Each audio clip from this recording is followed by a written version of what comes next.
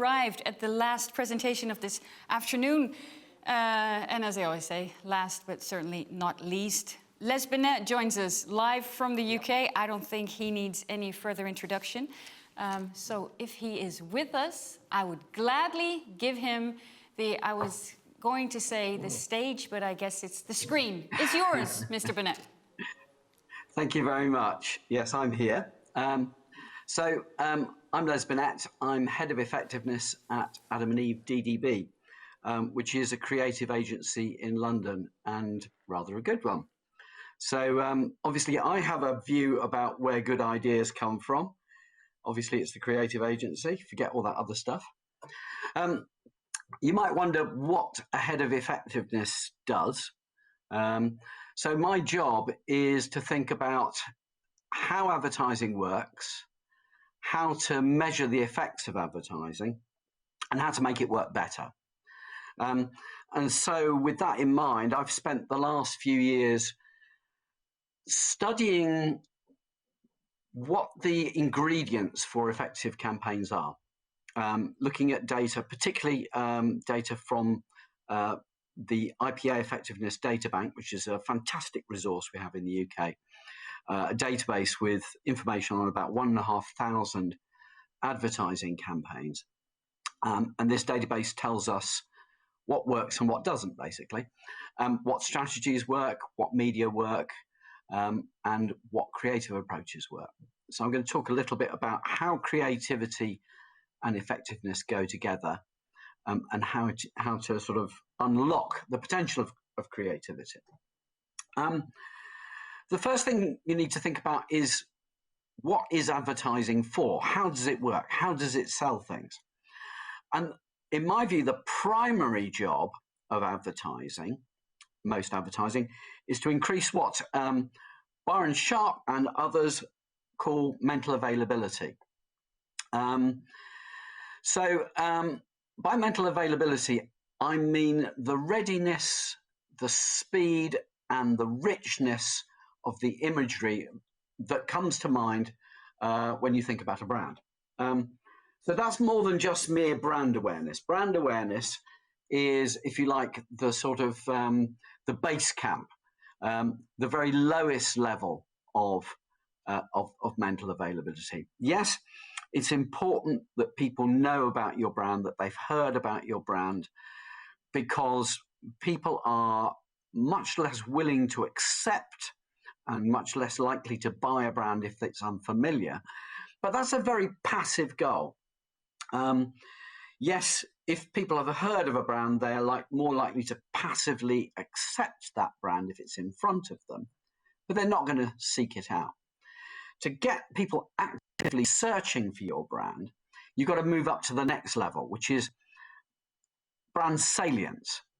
That's where the brand, people haven't just heard of the brand, the brand automatically comes to mind quickly and easily when the category is mentioned, when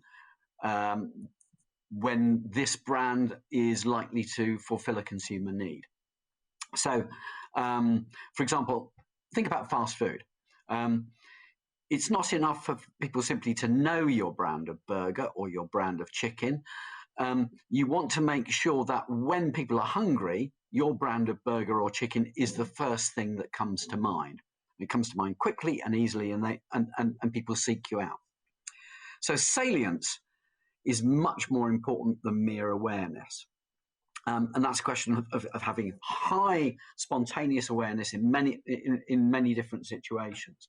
But at a higher level, we have what I would call fame, which is where the brand is not only one that people have heard of and that people think of, but that people actually talk about, a brand that actually is part of the cultural conversation, a brand that is a brand that's part of the currency of everyday life, the kind of brands that people talk about in the pub. Now, there aren't very many brands that get to that level, but there are brands like, Nike, Apple, Google, the brands that are the really big famous brands. And those brands do disproportionately well. people will actively seek out their advertising, will watch and talk about their advertising, will share their advertising. And that produces much bigger sales effects than any other kind of advertising. Famous advertising is the most effective and efficient of all. Usually the province of big brands, as Mark Ritson said earlier. So these increasing returns to advertising that we see, I've drawn this arrow as a rising curve to represent the fact you get increasing returns to higher levels of mental availability. And that's usually the province of big brands. So how do you get high mental availability? Well, it turns out that creativity is a really important key to getting high mental availability, high share of mind. In the advertising industry, we get a certain amount of criticism for being obsessed with advertising awards. In fact, Lucas had a little go at that earlier on in his section. But it's an interesting fact that actually there is a correlation between advertising awards and business success. So if you look at campaigns that won creative awards and compare them against campaigns that didn't win creative awards, then what you find is that the ones that win creative awards tend to get much higher levels of mental availability, bigger awareness shifts, higher brand salience, and crucial, and much more likely to achieve fame. These award-winning campaigns tend to be the ones that people talk about. They tend to be the ones that the press will cover. They tend to be the ones that get mentioned on radio and TV. And so they are disproportionately effective. Creativity gets people noticing, gets people talking, gets you awareness, salience, and fame. Okay, now let's think about what you put into your advertising. You want people to notice it, and creativity is important for that. But what should you actually say? What should go into the advertising? And there are two kinds of ingredients here. There are messages which tell people things, and there are emotions, feelings, and associations that change how people feel at a gut level about the advertising and the brand. Now, if you're trying to get a short-term response from people, remember earlier on, Mark Ritson talked about this distinction between what he called performance marketing, what Peter Field and I tend to call sales activation. This is marketing which is intended to get an immediate response, a click, a like, a sale right now. Then if you're focusing on those short-term immediate responses, then it turns out you're best off moving away from entertaining people, moving away from art and creativity and emotions, and moving in favor of really quite rational messaging. So in the chart on the left-hand side here, what you see is that campaigns that pursue a primarily rational approach get much bigger activation effects than emotional advertising, or even advertising that combines messages and emotions. So for that short-term performance marketing activation job, focus primarily on rational messaging. But there's another job to do. If you want to build a brand, if you want to get change long-term brand preference, get long-term sales effects, get long-term growth, then you're better going the other way. Move away from rational messaging to almost pure emotion, pure entertainment, almost pure art. It's interesting that I was trained in the early days of my career to believe that great advertising tended to work by finding a truth and making it matter. Taking a message, a motivating selling message, and dressing it up with feelings and emotions and creativity. It doesn't seem that that's true. Campaigns need a balance of messages and emotions, but they need to put these things in different places. Short-term activation is a primarily rational persuasion job. Long-term brand building is almost pure creativity. Now, as Mark Ritson pointed out, it's really important that creativity is branded, that it's really important that people understand what the brand in question is, what the category is that's being advertised, how the creativity links to the category. And it's important to evoke the right feelings and emotions. But really, brand advertising is not a communications medium as such. It's more of a method for training consumers' emotional responses. And for that, you need creativity. So let's go back to thinking about those awards again. And I should point out that you remember that Mark Ritson talked about the 60-40 rule. I'm going to come back to that. But brand building is the main driver of effectiveness. Brand building needs to be the main part of your budget, and therefore emotions and feelings matter more than messages and what people think. And for that reason, you need creativity. Because again, we see that creativity produces bigger emotional responses than other kinds of advertising. Ads that win creative awards tend to get people feeling more, they tend to evoke stronger emotions, and therefore they are better at brand building. So creativity is necessary for attention and impact and memories and talk value, and creativity is necessary for evoking the feelings and emotions that drive all those things, that get people to care, that get people to talk about the brand with their friends, and to create long-term brand memory structures. And so it's no surprise that creativity turbocharges the efficiency of advertising. Earlier on, Mark talked about the share of voice model and the way that ESOV, extra share of voice, converts into growth. And one measure of that efficiency is what we call ESOV efficiency. And in this chart, you see that ads that win creative awards are overwhelmingly more efficient than ads that don't win creative awards by a factor of about 10 or 11. High creativity really makes your budget go further. So creativity is totally tied up with effectiveness and vice versa. That's why a creative agency like Adam and Eve has a head of effectiveness like me. But creativity is not enough. My colleague Peter Field, who, as you probably know, I've written a number of books and reports with, recently did a new report in association with WARC and Cannes, looking at what he calls creative commitment.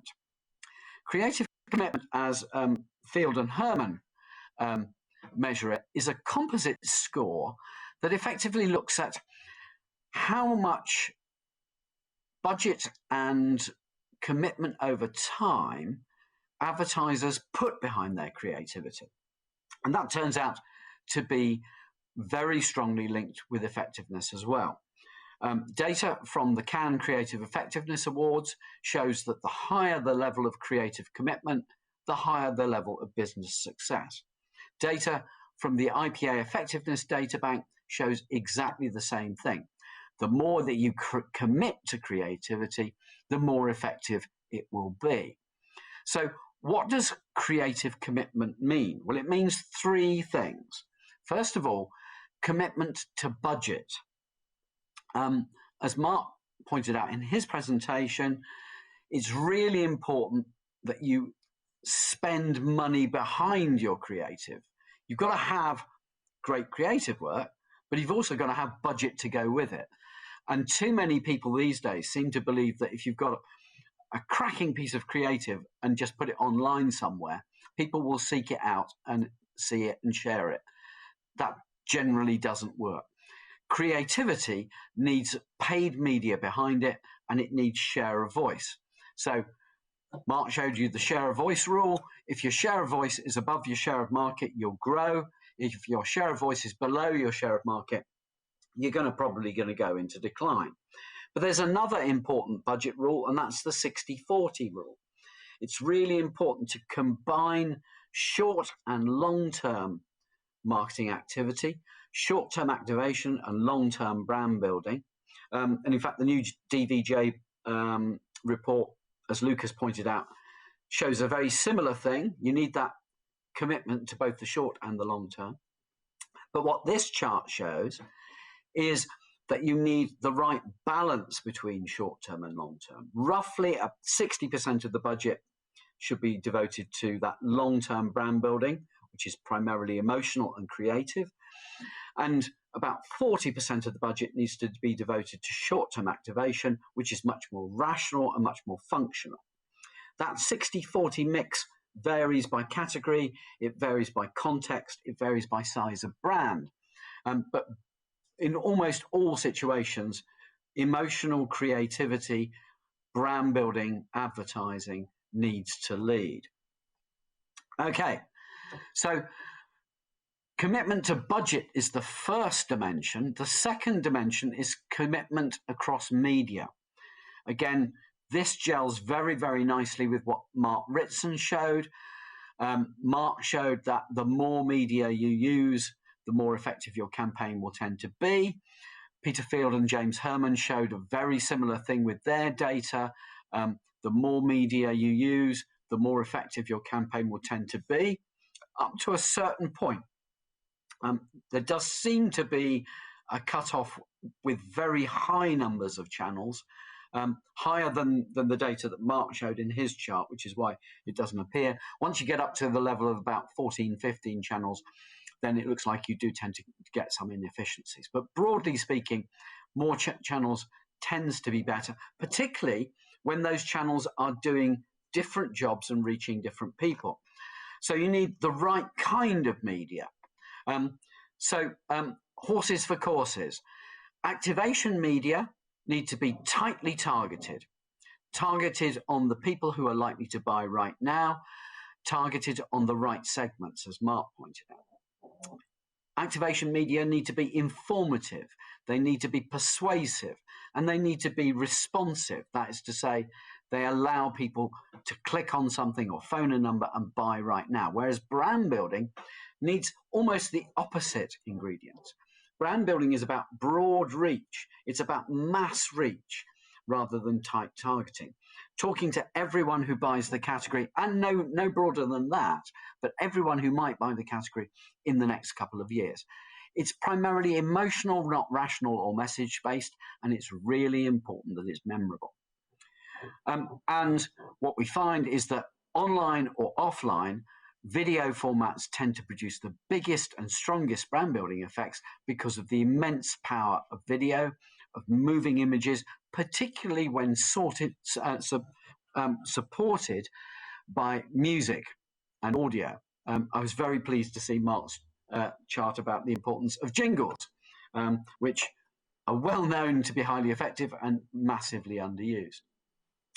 Okay, the third and final dimension of commitment is commitment to the long term. I think one of the problems that we face in marketing today is that too much budget and too much attention goes on short-term selling, on performance marketing, on what we call activation. But there's another kind of short-termism. That is to say, the short-termism, short-term creativity. Constantly chopping and changing creative with no consistency, no staying power. We find that the longer a campaign runs, the more effective it tends to be. Advertising wears out much slower and much less often than people in advertising agencies tend to believe. Consistency over time is much more important than most people in advertising tend to believe. Ads should run for longer. Ads should be more consistent with one another. Ads should build on one another in consistent campaigns, much more than they do these days. And there should be more consistency across media as well. Great campaigns, like, for example, say, for example, the work that's been done by Specsavers over the years, where the same advertising idea has been used again and again and again for many, many years with the same punchline in the ad. That is fantastically effective, and we should see more of it. It is important to combine consistency with freshness. I was heartened to see that the DVJ report highlights the importance of both consistency and innovation, and that's the tightrope that you have to dance on. To keep plugging away at the same idea, but to find new ways to make it fresh all the time. That is the hardest job in creativity, and that's why you need great agencies on your side.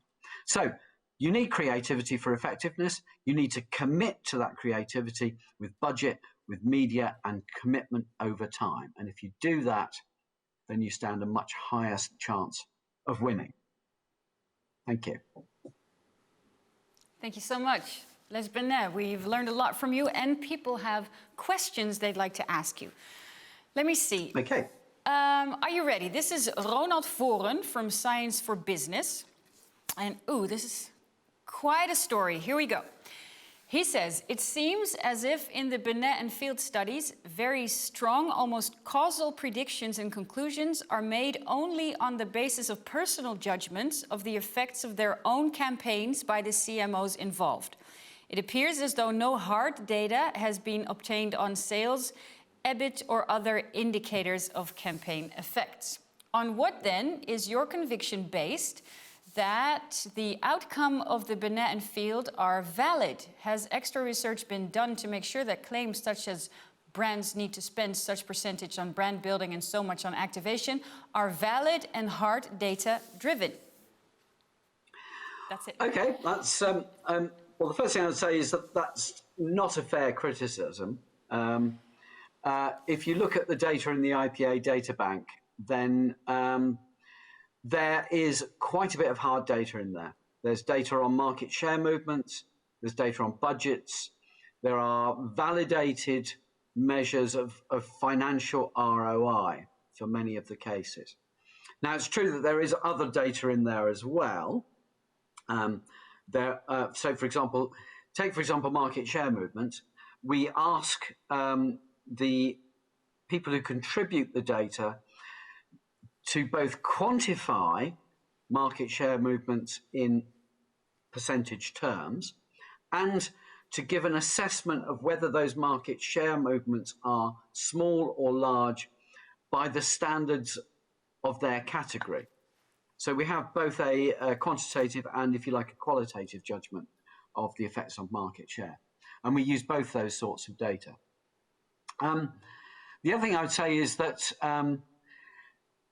all forms of research are limited, but it's always very heartening when you see that the results of one study are corroborated by another. And if you look at many of our findings, you'll see that they are corroborated by other forms of research. So the work of, for example, the Ehrenberg Bass Institute gels with a lot of our findings. Our work on share of voice has been corroborated, but also by some people at the Ehrenberg Bass, but also by people at Nielsen, Millward Brown, and so forth. No piece of research is perfect.